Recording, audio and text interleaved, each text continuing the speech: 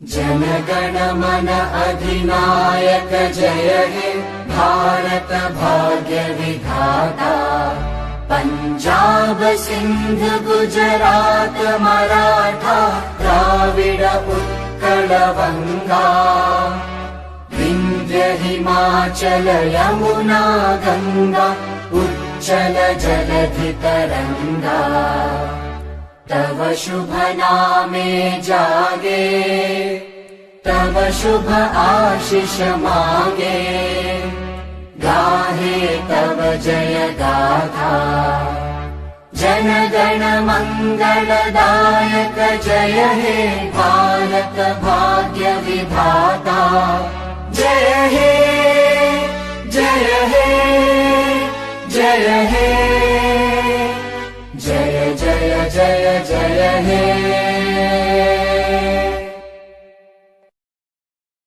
जय हिंद दोस्तों, मैं दुर्गेश तिवारी आप सभी को अपने YouTube चैनल कमांडर क्लासेस में स्वागत करते हैं। हम लोग जो देख रहे थे मुगल इंपायर देख रहे थे और मुगल इंपायर में कुछ चीज देख चुके थे, यानी कि जैसे कि हम मुगल इंपायर में आपको बता दिए थे बहुत चीज बातें कि मुगल इंपायर में क्या था क्या नहीं था। मुगल इंपायर देखो, अभी मुगल इंपायर में जो पहला वंशज था वो हम बाबर नहीं बताए थे, क्योंकि हमको पहले 3 पार्टों में पढ़ना था। पहले जो पार्ट में पढ़ना था हम हमको बताए थे कि हम साहित्यिक स्रोत पढ़ेंगे, साहित्यिक स्रोत का वीडियो डाल दिए हैं। उसके बाद विदेशी यात्री का विवरण मिलता है वो भी आज पढ़ा देते हैं।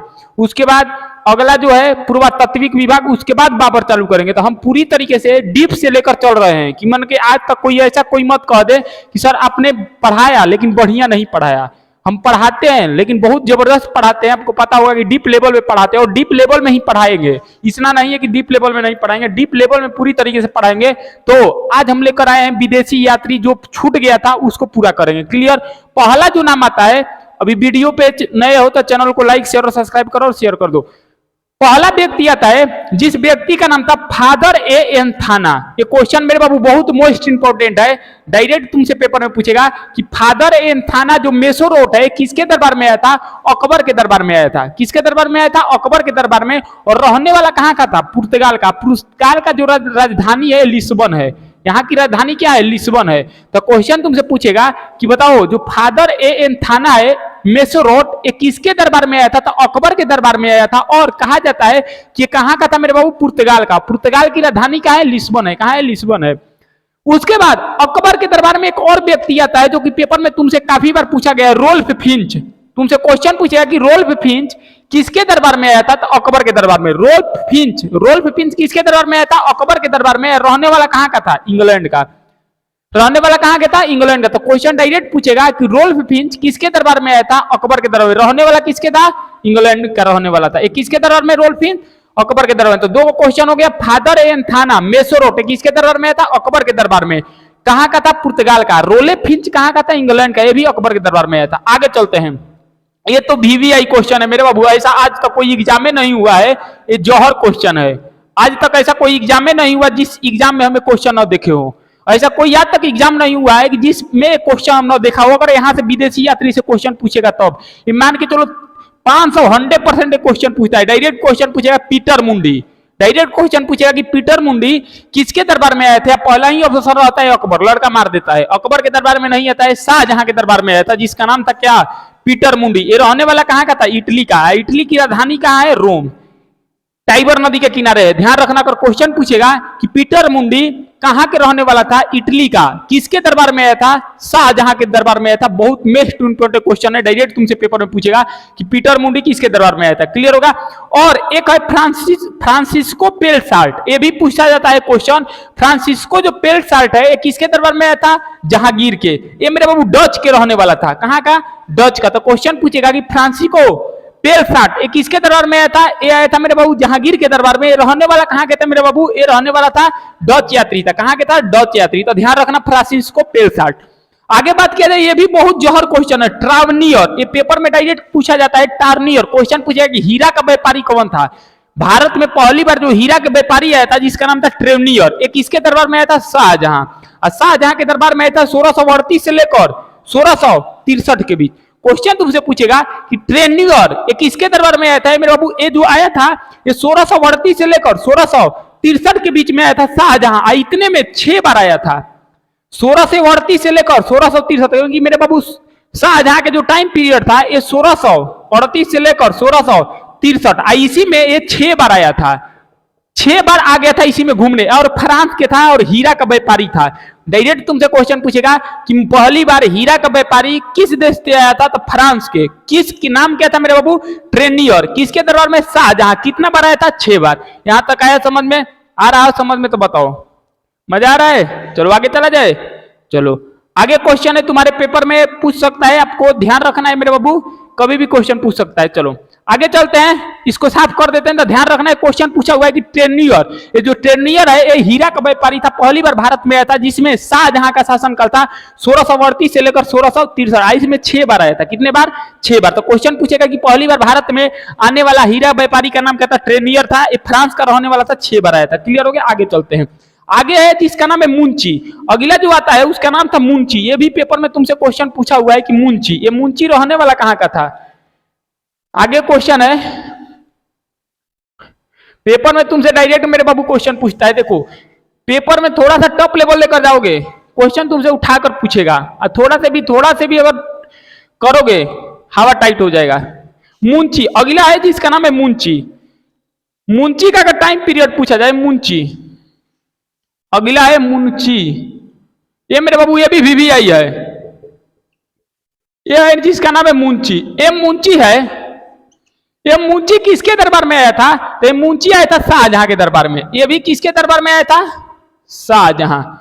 ये मेरे बाबू कभी कल पेपर में पूछ देता है कि मुंची जो है शाहजहां के तो दरबार में आया था, लेकिन मुंची का टाइम पीरियड क्या था। मुंची का जो टाइम पीरियड, ध्यान रखना, मुंची का कभी कल पेपर में टाइम पीरियड पूछ देता है, तो ये ध्यान रखना 1653 से लेकर 1708, 1653 से लेकर 1708 के बीच में मुंची आया था, जिसका नाम मेरे बाबू क्या है, मुंची। ये रहने वाला इटली का था। कहां के रहने वाला था, इटली से। डायरेक्ट पेपर में पूछेगा कि ये रहने वाला कहां का था मेरे बाबू, इटली का था। किसके, इटली का। आगे समझ में, ये रहने वाला कहां के था, ये इटली का। समझना कब शाहजहां के, ये देखो क्या होता है क्वेश्चन यहां से। जब मुंची शाहजहां के दरबार में आया था, तो इसका एक बड़ा बेटा था जिसका नाम था दारा शिकोह। किसका, शाहजहां का। और कब मेरे बाबू, शाहजहां के जीवित रहते हुए उत्तराधिकारी का इनके लड़के में क्या हो गया, इनके लड़के चालू कर दिए। क्या चालू कर दिए, युद्ध का मतलब होता है कि इनके जिंदा रहते हुए शाहजहां के लड़के मेरे बाबू क्या कर दिए, आपस में लड़ने लगे। किसके लिए, उत्तराधिकारी के, कि हम रहेंगे तो हम रहेंगे।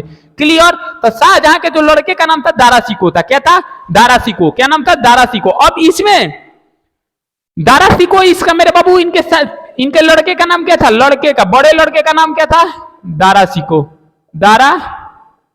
शिकोह। इनके बड़े लड़के का नाम क्या था, दारा शिकोह। और इसी दारा शिकोह के खिलाफ से, यानी कि जिसका नाम मेरे बाबू क्या था, मुंची, यही मुंची जो दारा शिकोह के खिलाफ ये मेरे बाबू लड़ाई लड़ रहे थे, तो जिसमें कब दारा शिकोह के दरबार में कब रहते थे, जिनका नाम क्या था, मुंची। क्या नाम था, मुंची। और इसी में मेरे बाबू कब मुंची रहता था शाहजहां के दरबार में, कब दारा शिकोह के लड़ाई कर रहा था। तो जो मुंची है, दारा शिकोह कब अपने पिता के खिलाफ लड़ाई कर रहे थे, तो जो दारा शिकोह के दरबार में जो मुंशी है तोपची था। तोपची का मतलब होता है तोप चलाने वाला। क्या चलाने वाला, तोप चलाने वाला। तो देखो मुंशी जो है आया था शाहजहां के दरबार में, मुंशी जो आया था शाहजहां के दरबार में आया था। और कहा जाता है कि जो 1653 से लेकर 1708 तक ये रहने वाला था इटली का। शाहजहां के जिंदा रहते हुए उनके लड़के में क्या हो गया था, उत्तराधिकारी के लिए युद्ध चालू हो गया था। तो ये रहने वाला था इटली का। और इनके जो शाहजहां का बड़ा लड़का था जिसका नाम है दारा शिकोह, कब लड़ाई हो रहा था तो दारा शिकोह के टीम में जाकर शामिल हो गया। और तोपची था। क्या था, तोपची, यानी कि तोप चलाने वाला। इसके बाद अगला राजा है शाहजहां के बाद, जिसका नाम है औरंगजेब। क्या नाम है, औरंगजेब। कब ये औरंगजेब आया तो औरंगजेब के दरबार में भी ये रहना चालू कर दिया, लेकिन इस समय अपना धर्म बदल लिया और यहां पे मेरे बाबू डॉक्टर के पद पे, यानी कि चिकित्सक चिकित्सक बन गया तो अपना यहां से मेरे बाबू देखो आया था घूमने और यहां बना क्या सैनिक यानी कि तोपची हो गया। फिर कब औरंगजेब इसके बाद आया शाहजहां के बाद, तो ये मेरे बाबू मुंशी है किसके दरबार में चल गया, औरंगजेब के, और क्या बन गया, डॉक्टर। क्या बन गया, डॉक्टर। तो ध्यान रखना है क्वेश्चन तुमसे पेपर में पूछ सकता है। आगे चला जाए। और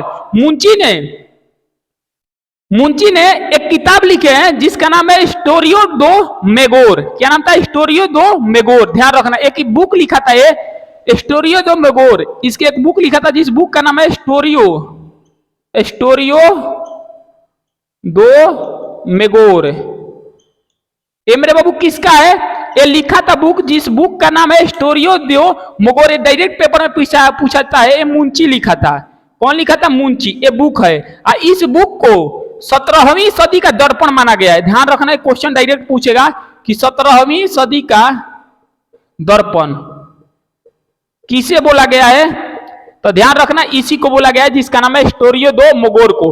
तो ये मुंशी ने एक बुक लिखा जिसका नाम है स्टोरियो दो मेगोर, और इसको पूछा गया कि इसको 17वीं सदी का दर्पण माना गया जिसका नाम था, इस बुक का नाम स्टोरियो दो मेगोर को। बताओ समझ में आया। आगे चले। तो पहले किसके दरबार में आया, उसके बाद ये अपना क्या कर लिया, धर्म चेंज कर लिया। धर्म चेंज किया मानी कि पहले क्या था, पहले युद्ध लड़ने के लिए मेरे बाबू क्या लड़ा, ये तोपती बना। क्या बना, तोपती।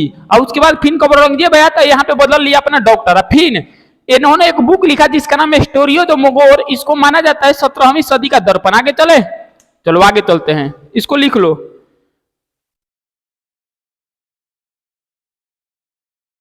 एक और है, एक और लिख लेना यहीं पे, इसको साफ कर दे। शाहजहां के दरबार में एक और आए थे। चलो बाबू मेरे सब मोस्ट इंपोर्टेंट है, डायरेक्ट क्वेश्चन का पेपर में पूछता है ना तो लड़के को हवा नहीं लगता है, लगता है कि ले ये कहां से आ गया। अगला अगर बात किया जाए तो अगला है वर्नियर। क्या था नाम था, वर्नियर। क्लियर हो गया, क्या नाम था, वर्नियर। ये क्या था, वर्नियर। अगर आगे बात किया जाए जो अगला था वर्नियर, ये वर्नियर है। ये भी किसके दरबार में आया था, ये भी शाहजहां के दरबार में आया था। किसके दरबार में आया था, शाहजहां के। किसके दरबार में आया था, शाहजहां के। ये मेरे बाबू कहां के था, ये फ्रांस का रहने वाला था। कहां का रहने वाला था, फ्रांस, यानी कि फ्रांसीसी था। इसके जो दरबार में रहता था एक डॉक्टर के पद पे था। किसके पद पर था, डॉक्टर यानी कि चिकित्सक। किसके पद पर था, चिकित्सक के पद पर था, जिसका नाम क्या था, वर्नियर। और वर्नियर ने एक बुक लिखा था जिसका नाम था ट्रेवल इन मुगल इंपायर। ध्यान रखना क्वेश्चन पूछा हुआ है कि एक इन्होंने बुक लिखा जिसका नाम है ट्रेवल इन मुगल इंपायर। ये डायरेक्ट क्वेश्चन में पूछेगा तुमसे कि बताओ sir travel in Mughal empire जो बुक है किसका लेखक है, जिनका नाम था मेरे बाबू क्या, वर्नियर। क्या नाम था, वर्नियर। क्लियर हो गया। ये क्वेश्चन हजारों बार पेपर में पूछ चुका है कि वर्नियर जो है किसके दरबार में आया था, शाहजहां के दरबार में आया था। और इन्होंने एक बुक लिखा जिस बुक का नाम है ट्रेवल इन मुगल इंपायर। अगर क्वेश्चन पूछे किसके पद पर था, डॉक्टर के पद पर था। किसके दरबार में, शाहजहां के दरबार में। किसके दरबार में था, शाहजहां। तो तुम्हारा मुगल इंपायर में जितने विदेशी यात्री आए खत्म हो गया। इसका 2 पार्ट वीडियो बना। और ऐसा कोई एग्जाम नहीं है कि जो मुगल इंपायर से थोड़ा सा टेढ़ हमारा क्वेश्चन पूछे यानी कि डीप क्वेश्चन पूछे तो नहीं आएगा।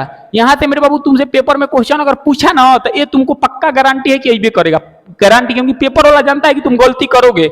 यहीं से मुंशी दे देगा, वर्नियर दे देगा। ये सब क्वेश्चन थोड़ा सा देखो बुक सुक में नहीं देखने को मिलेगा, क्योंकि छुपा क्वेश्चन है। ये तुमको जो देखने को मिलेगा डायरेक्ट एग्जाम में देखने को मिलेगा। और तुम लोग बोलोगे कि सर आउट ऑफ सिलेबस है। आउट ऑफ सिलेबस मेरे भाई कुछ नहीं आता है। आउट ऑफ सिलेबस पेपर में कुछ नहीं आता है। जो एग्जाम बनाने वाला होता है वो भी अपना दिमाग लगाता है, एक जगह से क्वेश्चन नहीं उठाता है। एक जगह से क्वेश्चन अगर उठाना होता है तो सब लड़के टप कर जाते हैं, कहीं से कहीं थोड़ा थोड़ा कहीं से क्वेश्चन उठा लिया। क्लियर हो गया। तो एक बात अपने ध्यान में रख लेना।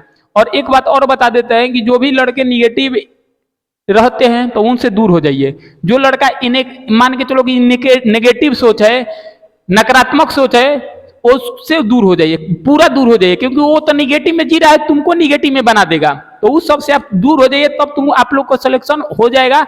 नहीं तो अगर आप उन लोगों के साथ जाइएगा तो बाबू आपको भी हो सकता है वो खराब कर दें। जिसे वो कहा गया ना, संगत से गुड़ होते हैं, संगत से गुड़ जात। तो आप एक बेस्ट रहिए और अकेले रहिए। अकेले रहिएगा तो मेरे बाबू टाइम बचेगा, न किसी से दोस्ती न किसी से प्यार। अब वृत्त का परिधि तू पैयार न, सुनो ना।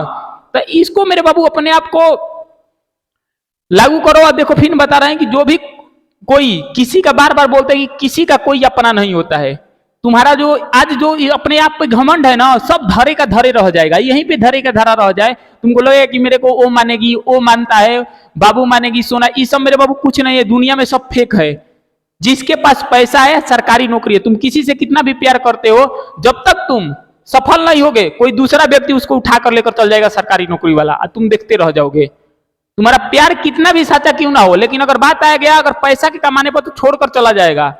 और जब तुम सरकारी नौकरी लेकर आओगे तो मेरे बाबू वो तो का उसके घर वाली मम्मी पापा खुद तुमको रिश्ता लेकर आएंगे। तो इसीलिए पढ़ो मेरे भाई, इस पढ़ाई को छोड़कर दुनिया में कोई किसी का अपना नहीं है।